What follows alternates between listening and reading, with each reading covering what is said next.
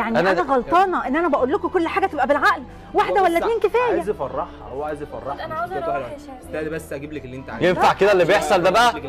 برضه بتزعق؟ انا ما بقول لك ايه، امشي. ما ينفعش تعلي صوت. لا كمان امشي. كده عيب مهما كانت دي والدتك، يعني انت ما ينفعش.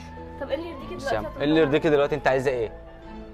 انا مش عايزه حاجه، انا بقول تتعاملوا بس بالعقل. هو يفرحها بس يجيب لها حاجه حلوه. انا غلطانه ان انا يعني اسمعيني بحافظ على فلوسه. اسمعيني، كل انت ما ترضيش ان حد يكلم بنت حضرتك كده، هو كما تديني وتضيع. هو عايز يفرحها بس يجيب لها كام حاجه. خلاص اعمل اللي انت عايزه.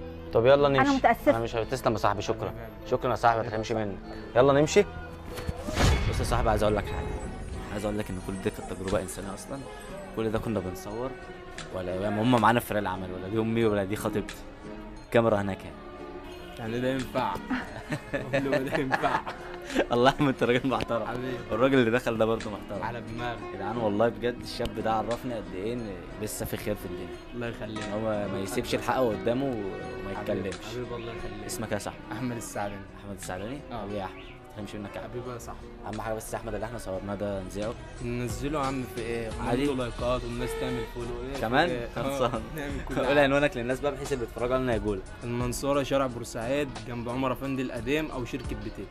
يا جدعان انا بحب ادعي لكم عنوان، يا ريت كل اللي بيتفرجوا علينا يجوا يعملوا مع الصح. على دماغي اللي نورنا نعمل معاه الوقت. حبيب قلبي يا احمد، السلام عليكم يا احمد، حبيب قلبي.